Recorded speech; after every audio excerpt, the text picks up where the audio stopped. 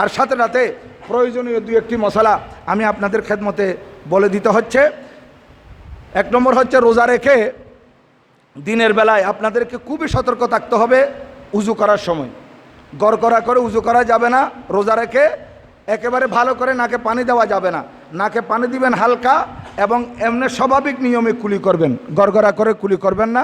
এদিকে সতর্ক থাকবেন, কারণ যদি পানি ঢুকে যায় আপনার রোজা ভঙ্গ হয়ে যাবে এই কারণে। আর যদি ইচ্ছাকৃত আপনি গড়গড়া করতে গিয়ে যদি রোজার পানি ঢুকে যায়, তাহলে কজও দিতে হবে, কফরও দিতে হবে।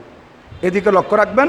এই মশলাগুলা খুবই সতর্ক, এবং অনেকের মুখের বাইরে নয়, মুখের ভিতরে ক্ষত আছে বা ঘা হয়েছে, এই জন্য রোজা রেখে দিনের বেলা আপনি ওষুধ ব্যবহার করতে পারবেন না।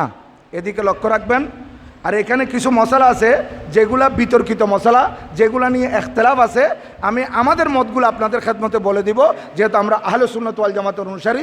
আমাদের মুফতিগণ যেই ফতোয়া দিয়েছেন সেটি আমি আপনাদের খেদমতে উপস্থাপন করব। রোজা রাখা অবস্থায় ইনজেকশন নেওয়া যাবে না। রোজা রাখা অবস্থায় অক্সিজেন নেওয়া যাবে না। রোজা রাখা অবস্থায় ইনহেলার বা ইনসুলিন নেওয়া যাবে না। এটা হচ্ছে আমাদের মুফতিগণের ফতোয়া। কিন্তু আপনারা ডায়াবেটিস হাসপাতালে গিয়ে দেখবেন, সেখানে বড় করে ব্যানার টাকিয়ে দিয়েছে, অভিজ্ঞ মুফতিগণের ফতোয়া, ইনসুলিন ব্যবহার করলে রোজা ভঙ্গ হয় না। এটা ওনারা দিয়েছেন।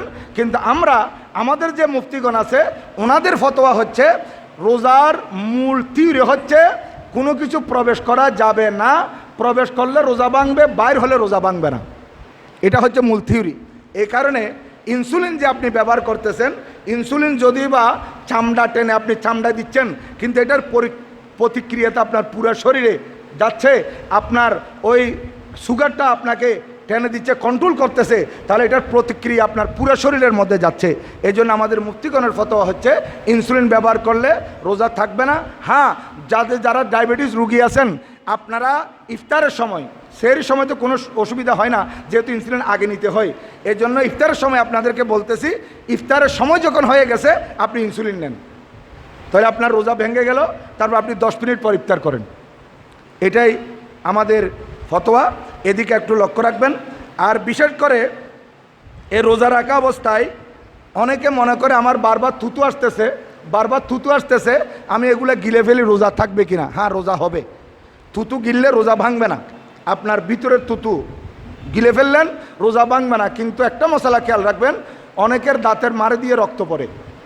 থুতুর সাথে যদি রক্ত মিশে যায়, রক্তর পরিমাণ যদি থুতু থেকে বেশি হয়, এগুলো গিললে কিন্তু রোজা ভেঙে যাবে।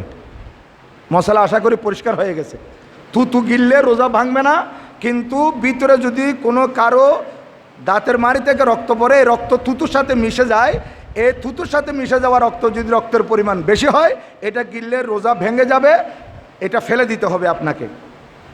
আর বিশেষ করে রোজা রাখা অবস্থায় দিনের বেলায় রোজা রেখে মহিলারা তরকারির স্বাদ নিতে পারবে কিনা?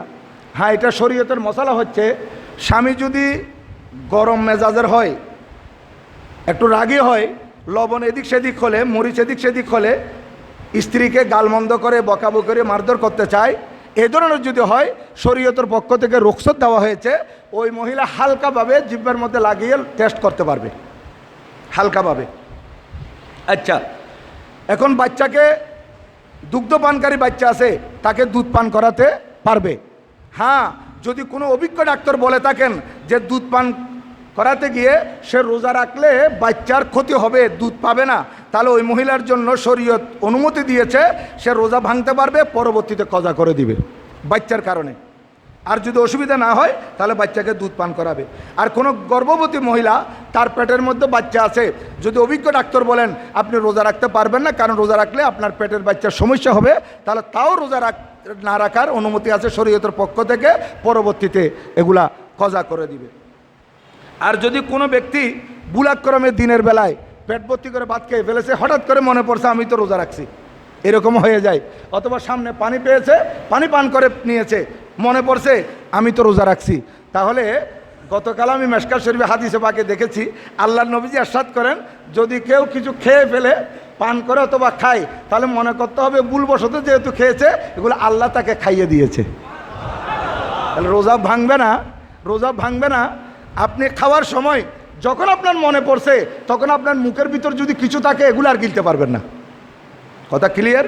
যখন আপনি খাচ্ছেন আপনার মনে নাই আপনি রোজাদার, কিন্তু হঠাৎ মনে পড়লো, তখন আপনার মুখের মধ্যে কিছু খাদ্য আছে, সাথে সাথে এগুলো ফেলে দিতে হবে, তাহলে আপনার রোজা হয়ে যাবে, রোজা ভাঙবে না। আচ্ছা, রোজা রাখতে হয় সুবে সাদেক থেকে শুরু করে সূর্য অস্ত যাওয়া পর্যন্ত। এই সুবে সাদেক থেকে শুরু করে সূর্য অস্ত যাওয়া পর্যন্ত এই টাইমের মধ্যে খানা পিনা সহবাস ইত্যাদি মানা। হ্যাঁ, আমি বারবার একটা মশলা বলি, আমাদেরকে আঞ্জুমানের পক্ষ থেকে লক্ষ লক্ষ টাকা খরচ করে, বিভিন্ন সংস্থার পক্ষ থেকে লক্ষ লক্ষ টাকা খরচ করে যে আপনার রমজানের তোফা দেওয়া হয়, এগুলো কেন দেওয়া হয়?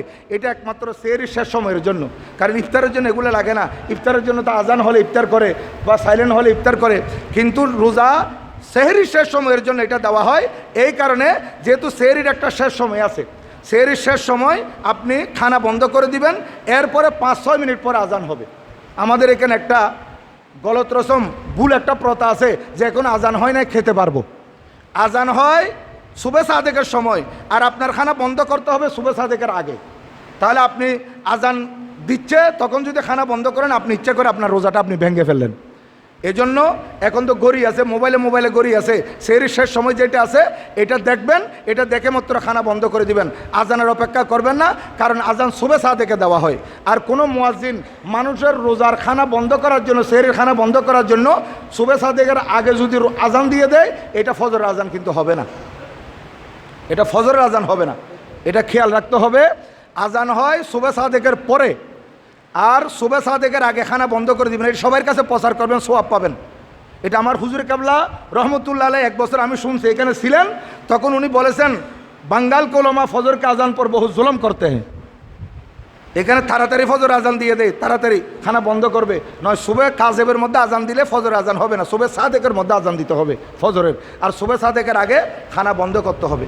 আর একটি গুরুত্বপূর্ণ মশলা, এখন যেহেতু চিকিৎসা বিজ্ঞান উন্নত হচ্ছে, আমাদের মা বোনেরা পিরিয়ড বন্ধ করার জন্য ওষুধ ব্যবহার করে, ওষুধ খেয়ে তারপর রোজা রাখে। এটা শরীয়ত আপনাকে বলে নাই, কারণ এটা ওষুধ, প্রত্যেকটা ওষুধের মধ্যে পার্শ্বক্রিয়া আছে, এজন্য সাইড এফেক্ট আছে। তাই আপনি আল্লাহর পক্ষ থেকে যেটা হুকুম আপনাকে দেওয়া হয়েছে, শরীয়তের বিধান দেওয়া হয়েছে, যতদিন আপনার ঋতুস্রাব হবে ততদিন আপনি রোজা রাখবেন না, পরবর্তীতে এগুলো কজা দেওয়ার সুযোগ আছে। তা আপনি মাহে রমজানুল মুবারক ইচ্ছা করে আপনি দাওয়া খেয়ে, ওষুধ খেয়ে নিজের শরীরের উপর কেন জুলুম করবেন? হ্যাঁ, যদি কোনো মহিলা ওষুধ খেয়ে এটা বন্ধ করে রোজা রাখে, রোজা কিন্তু হয়ে যাবে, রোজা হয়ে যাবে, কিন্তু শরীরের উপর একটা জুলুম করতেছে, এটা শরীয়তের পক্ষ থেকে অনুমতি নাই। আশা করি বুঝেছেন। এই মশলাগুলো আপনারা একটু মেহরবানি করে খেয়াল রাখবেন। আল্লাহ পাক আমাদেরকে আমল করার তৌফিক দান করুন, আমিন।